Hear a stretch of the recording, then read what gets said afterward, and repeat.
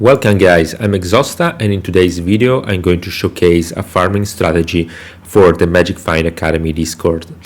This farming strategy is very popular right now, but I want to give my own take of it. It is all about harvest farming and Scarab farming.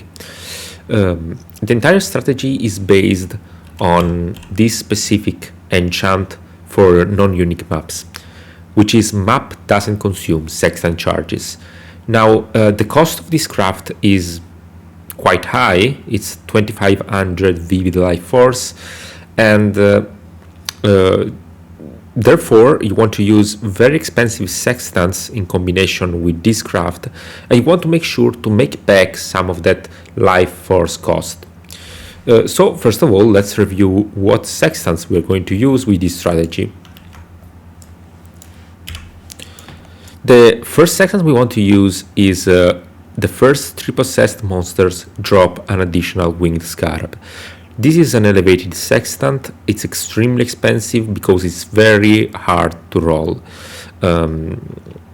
This sextant here will provide a very reliable source of income for the entire duration of our mapping. That said, the other 2 sextants that we want to use are Sacred Groove and Yellow Plants with life force duplicated. This is for the Harvest Craft sustain. Then we have a last sextant, which is Final Map Boss. In each map drops an additional Conqueror map. This is very good for reasons that I will explain later. Another option is 25% increased pack size in your unidentified maps. I will explain that later as well. The Atlas passive tree revolves around the keystone Grand Design.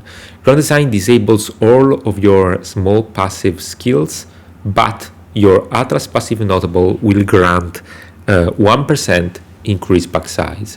Now, why we care so much about pack size? Well, Harvest Life Force gets increased by pack size and item quantity. The most impactful of the two is pack size. So we want to get maps with 100 or more pack size in order to get the highest amount of life force possible in every map. And Grand Design is the perfect answer for this type of strategy.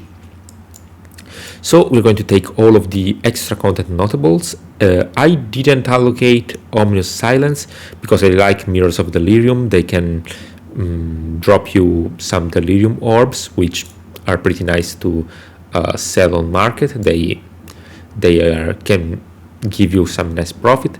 And to increase the chance to get Mirrors of Delirium even further, we can use the Stream of Consciousness. And actually, Stream of Consciousness is also very good to get more strong boxes and, more importantly, more essences. We are going to grab all of these essence passive notables. They are not particularly good in this strategy because in theory we spend a lot of small Atlas passives to get them, but the fact is this is a very quick strategy. We are going to run a lot of maps. They will last about 4 minutes each, and therefore getting essences for each map that we open is a quite consistent source of income. Then we're going also to take these passive notables here for master missions. We are going to take some Einar's missions, passive notables, and these 2 Alvas here. To be honest, we don't really use Alva in our maps. You can if you want, but I took those because they were just in the middle of the path, so they were just some extra 2% pack size at very little cost. A very important passive notable for the strategy is since up to 5 rare monsters in each of your maps are possessed and their minions are touched. This is the most important passive notable for the Sextant Winged Scarab, because we want our monsters to be possessed in order to drop scarabs, and that's very hard to obtain by using scarabs like the Tormented Scarabs or by using other sources. This is the most reliable way to abuse the winged Scarab sextant. Then we got some points invested in the Eldritch Influence, Eater of Worlds specifically.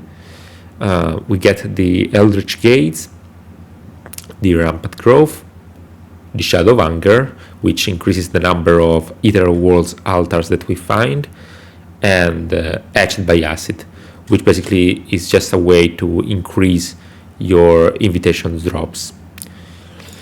Right now we're also allocating Wrath of the Cosmos, but GGG is going to change that in 3.20 to make it exclusive to the Searing Exarch. So these four passive notables, these four passives won't be probably there for 3.20. That said, we also take these Atlas passives. These are very powerful. They are related to Conqueror maps. We are running Conqueror maps all the time, and we sustain them via this Sextant. And this is one of the most powerful passive notables in the Atlas passive tree. 20% increased quantity, 20% increased backsides, and 20% chance for Eldritch bosses to drop a Conqueror map. Now, this is very synergistic because 20% pack size is really handy for Harvest, as well as 20% quant. And also, if you like, you can run the Eater of World Invitation with the Insatiable Appetite keystone, so you can get even more loot. When you farm some invitations, just make sure to also take Height of Hubris, 100% increased effect of modifiers on your invitations. So this is very important. And from the Eldritch bosses, you will be able to get additional Conqueror maps, which come in handy. These other Conqueror's passive notable is nothing special. It's just an overall increase on your loot from Conquerors. You can either sell the fragments you get, or you can simply allocate the Perfect Storm and run some Uber Cyrus. Last mention is Shaping the Valleys. Now, the map crafting options in this expansion in 3.19 aren't really great for this strategy. We don't have Harvest on the map device. So Fortune Favors the Brave is a nice solution to add some free 10% quant, 10% rarity, and 10% pack size to our map, which synergizes quite well with Harvest.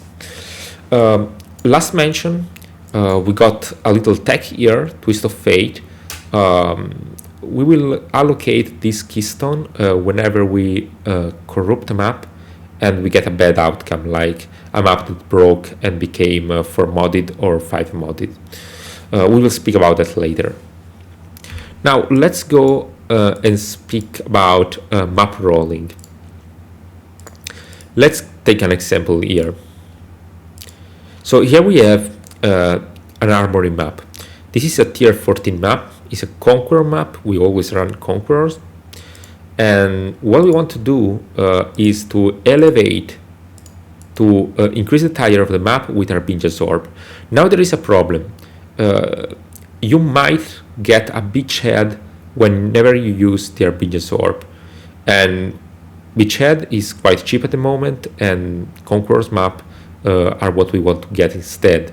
So before using the Harbinger's Orb, what you can do to increase your Conqueror map sustain is simply using some fractured fossils if they are low enough in price, and some perfect fossil to add some extra quality to the map, and do this. So as you see, we were extremely lucky here because we got 30% quality. That's not always the case, of course. You can get from 15% to 30%. Then you can simply use your Harbinger's Orb and rise the tier to tier 16. After that, what we want to do is to roll the map so that we'll have about 25 or more pack size. This is a decent example, so we can keep it. And this is a very good map, 31% pack size, great. If we don't have 5 mods on the map, if you just have 5 and need the last one, you can just slam it. Slamming is very cheap during 3.19, and it's going to stay as cheap for the foreseeable future. What we want to do next is apply the craft.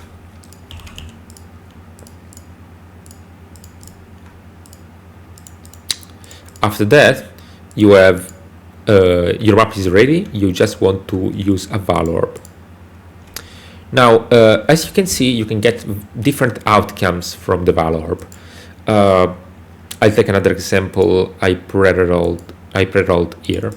You can get an unidentified map, which is one of the best outcome. An unidentified map basically has the same modifiers as the old map. It just becomes unidentified. Nothing really changes. But the unidentified tag is very valuable because you can combine it with 20% increased pack size, and we mentioned how valuable is to increase your pack size for harvest. And whenever you run unidentified maps, you're going to swap the Conqueror Sextant with this Sextant here. Now, another reason why we use Fractured Fossil is also because unidentified maps require this Sextant, and therefore you might run out of Conqueror maps. If you duplicate them, that's really unlikely. You are going to sustain them just fine. Another possible outcome is a brick. The map becomes trash. As you can see, this map has only 4 mods. That's the worst outcome, and in this case, only in this case, we want to use Twist of Fate. Twist of Fate will reroll the corrupted rare map in an identified map or in an 8 modded map. So that's our chance to get something better from something that is already broken. Another outcome is it rerolls the map to 6 mods instead of a complete brick. That's completely fine. Or another outcome is 8 mods on the map. That is maybe the best outcome because such map would get like 40% pack size. So on average about 10% more pack size than it had before. I highly recommend to use Valorbs all the time because you only get one bad outcome, which is the bricked map, and the other 3 outcomes, nothing changes, 8 mods, and unidentified are all very good for this strategy. So there is really no reason why you wouldn't use a Valorb. Now we can test a map. I usually select Einar's mission. You don't really have to. It's just something extra. You can get some valuable beasts at time. Remember to put Fortune Favors the Brave on the map device, and let's go. So first of all, in 3.19, what you want to do is rush the boss and then clear the map. That's the most efficient way for farming any map with influence as in 3.19. But the reality is that probably by 3.20 we might just get some nice buffs to Eldritch influence option for bosses. So maybe we can just keep running the map as we did before. So boss last. You have been captured, beast. You will be a survivor, or you will be food. As you see, the map will drop a Conqueror map from the Sextant, and we're starting to get some winged Scarabs. With your death, this nightmare may finally end. Conqueror maps are not really that easy. Sometimes they got the tormented spirits on them, and that makes them quite scary, to be honest. Your pit needs to be quite good to do these maps. This is one of the divination cards that we can find while farming the Conquerors. Tempered Delirium Orbs is a very good card. That's very, very common.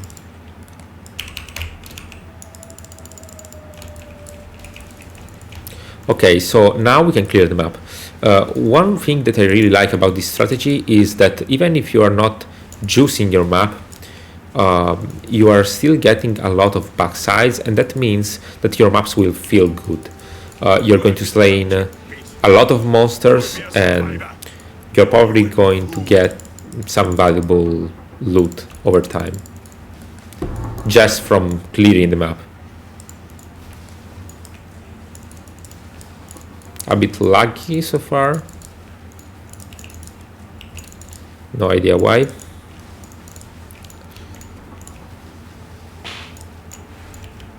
Not too big of a deal, I guess. My mana is gone.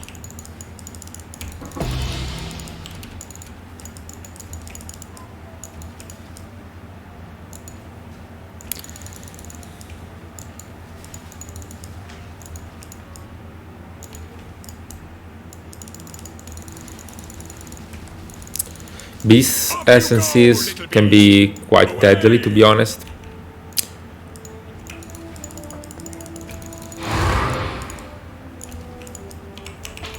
Okay, here is the harvest. We want to run harvest last because Come on. one of the options that we can get from the Eldritch Altars is increased quantity, and that quantity will apply to the map, thus increasing the life force. That's why we want to run harvest last.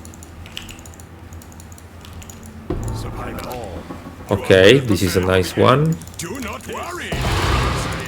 We are friends now. I always recommend to use the Remnants of Corruption for essence farming.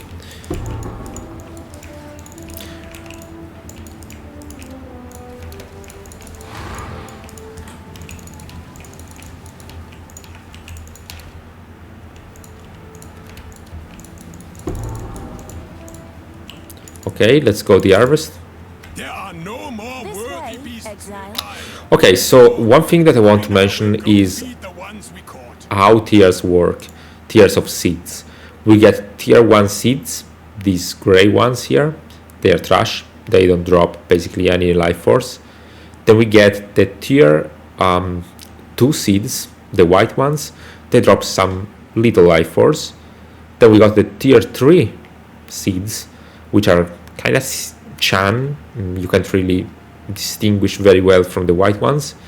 And they are quite good because they can drop like from 100 to 200 life force each. Now, every time you open such a seed, you get a chance to find rare monsters in it. And the amount of rare monsters you're getting is determined by the pack size. So if you are buffing your pack size by a lot, you are almost always granted to get 2 rare monsters per seed. That means 2 stacks of life force instead of 1. Sometimes if you can get like 125 pack size, you can get even more than that. You can get 3 rare monsters per seed. That's really a lot. Kill it, exile. Quickly.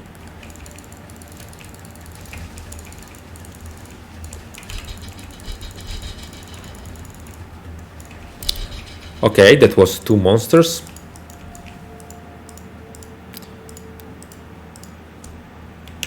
Let's see the others.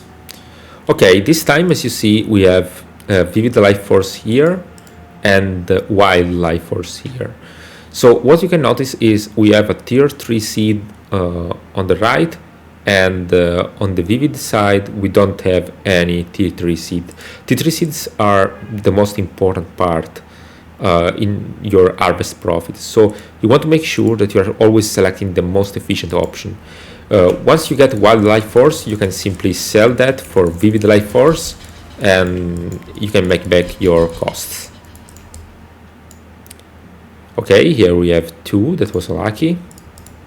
1 is the most common outcome, 2 is a bit rarer, 3 is very rare. And then we have T4 seeds, which are the unique bosses of our in the harvest, basically. Another 2, but it's very good.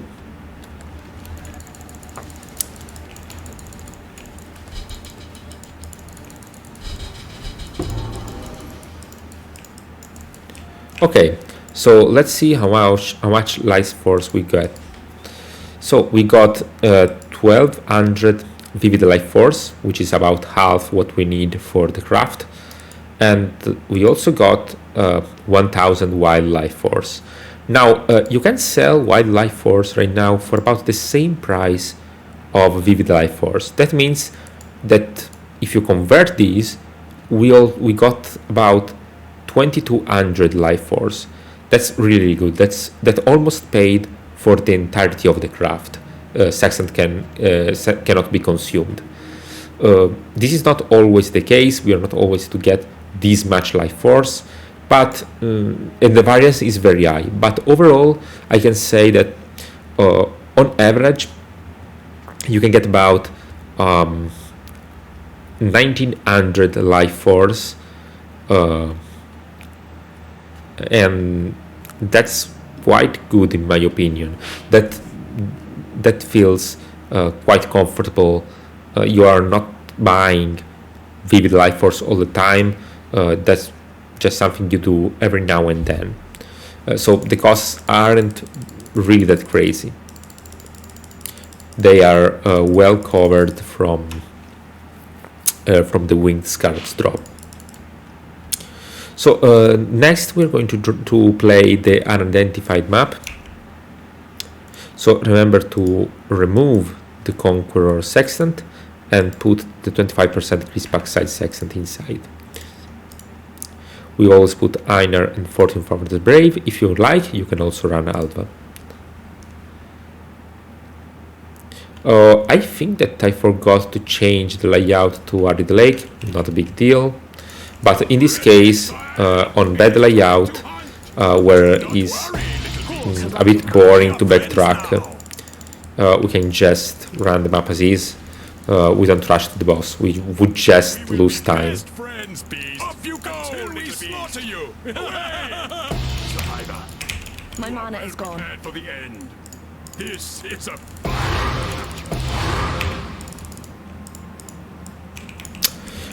I usually skip the league content, like Legion, like, I don't know, Abysses. You get those from the 14 favors the Brave, basically because you can get the chance, the base chance to get extra content, such as Legion, because we removed it with the Atlas passive tree. We removed Breach, we removed Legion, you see. So whenever you get such league content is because of the 14 favors the Brave. We can leave a portal here, so whenever we kill the boss, we can go back to harvest. The problem is that the boss is quite deadly and my build is a bit squishy, Einar will take it. so I'll just backtrack after.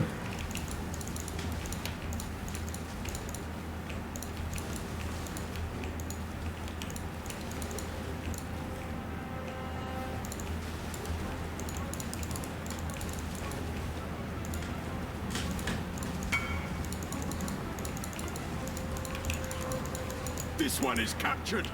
Einar will take it. No more.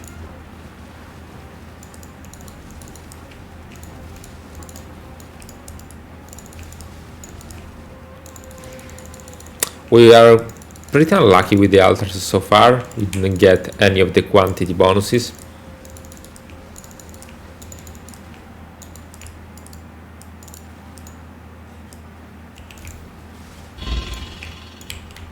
Okay, we make a portal here just to make sure we don't have to backtrack. This nightmare may finally end. An exalted dawn. Okay, An exhilarating sensation of victory. Please let me out.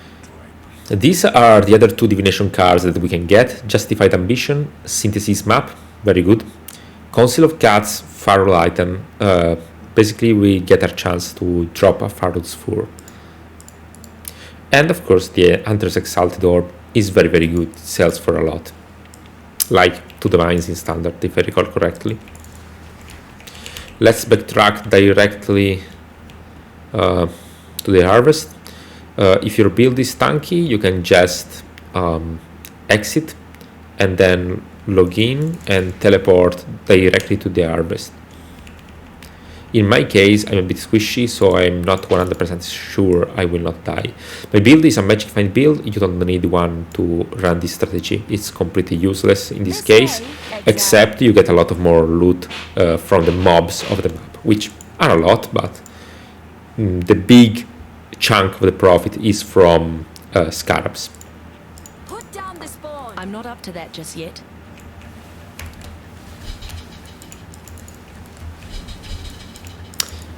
Harvest might be maybe quite deadly sometimes. You want some means of regeneration, such as a life potion, or what I use is Enduring Cry. Enduring Cry regenerates your life really fast, and it's very good for any degen that Harvest can apply.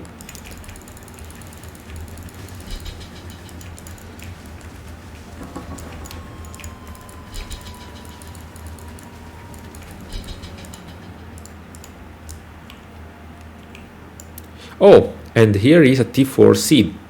This is a boss. Now bosses drop almost 1000 life force.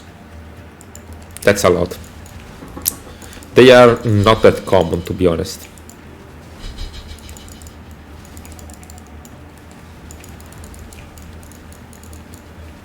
They have faces, a bit annoying, but the reward is there.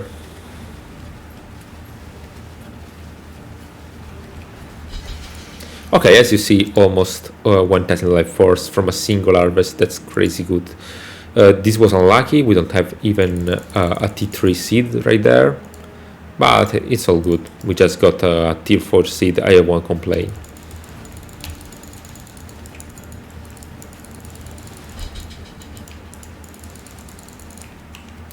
Okay, and that's it for this map. Let's check. And we exactly got 2500 life force. So we perfectly sustained in this map. That's very good. Unidentified maps are usually very good because of the pack size, as I already mentioned. The next map probably won't be as good.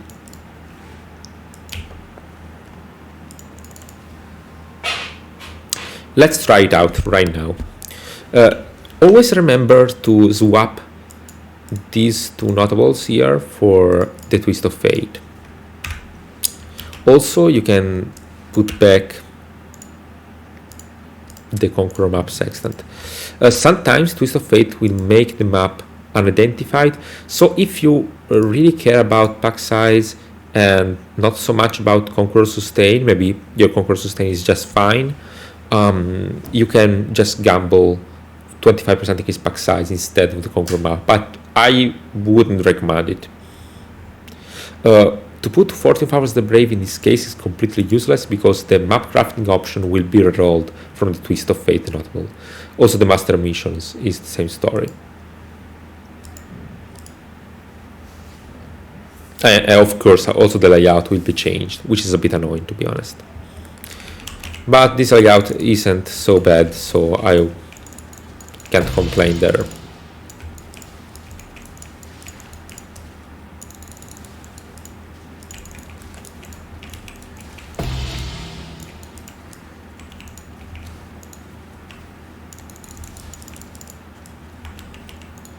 I'm not up to that just yet.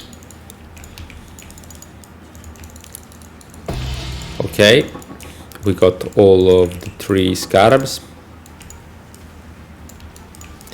We finally got a quantity and rarity bonus.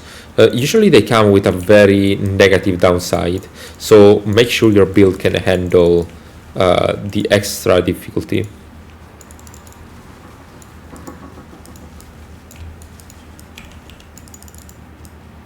It is not very important to clear the map perfectly. You just blast through the map until you get to the boss. And then you can clear a bit, but you don't have to kill all monsters. That's not the point of this strategy. This strategy should be as fast as humanly possible. In fact, maybe you... An exhilarating sensation of victory. In fact, you maybe want to just avoid clearing too much. You want to be efficient.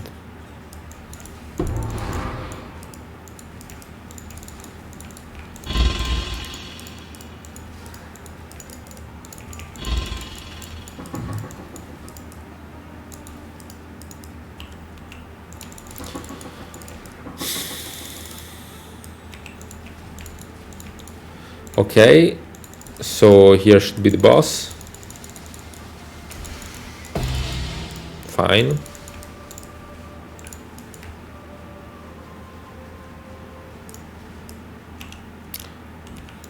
Welcome. Time has no meaning here. Your pain will be endless.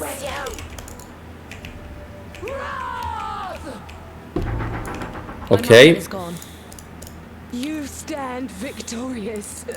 Your So let's use the Remnant of Corruption here. And now back to the harvest. Should be close if I recall correctly.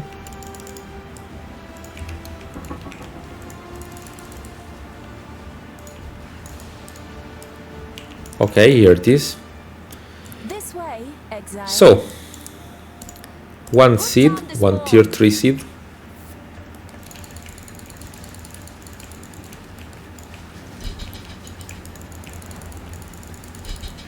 So as you see, this time we had 78% pack size and we only got one rare monster out of the tier 3 seed.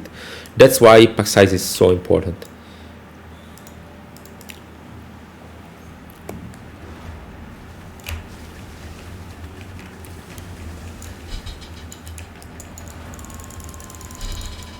This time we got 2.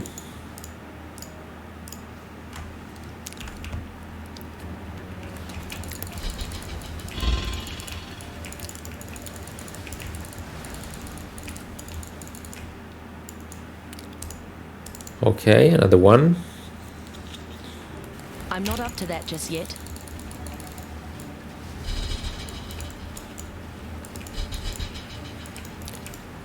Okay.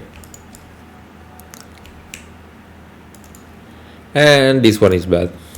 Not here to 3 seeds. Now, as you see, this map was quite bad. As I mentioned, brick maps aren't that great.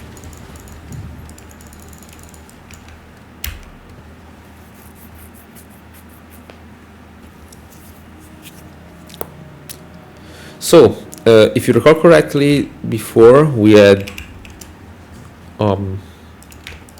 one sec. We had 2500 life force, something more. Now we got only 1100. So yeah, brick maps are pretty bad. That's basically what keeps you at a lower average. That said, as you can see, there are a lot of sources of profit from this strategy. We have the winged scarabs, which are very, very good. We have the life force, which compensates for the costs. We have essences. We have occasional exalted orbs from conquerors.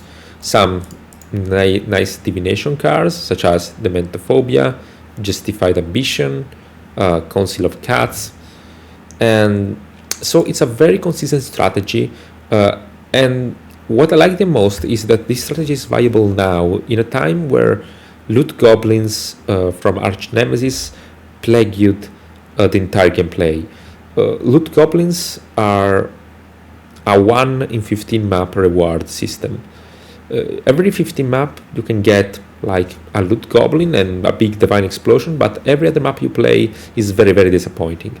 I think that this strategy here is very healthy for the meta, and if you don't want to sell your winged scarabs, or if they are too cheap, for example, you can always run them and choose your map that way. It's also worth mentioning that loot goblin are getting probably changed in the future, so we gotta keep an eye on that. As for Arch Nemesis, in this strategy, this is a bad strategy for loot goblins. You're not going to get big divine explosions, not even with a magic find character. The typical divine explosions I get with this strategy are about 2 to 5, 6 divines at best, because we are not investing very highly on the rarity of the map. If you were to add some rarity to the map, you would have used Winged Reliquary Scarab. That's very, very good. or you could simply go for some Kirak map. The map with the modifiers quantity applies to rarity. But that's not really synergistic with the harvest side of this strategy. This is a strategy that revolves only around Scarabs and harvest life force. Loot goblins are outside of this strat so far. If you have any ideas to integrate them nicely enough to make that interesting, please let me know and give me your impressions about this video. This is my first spoken video, so my pronunciation is not perfect because I'm not a native English speaker, but I hope that you liked it nonetheless. So have a good time and see you in 3.20.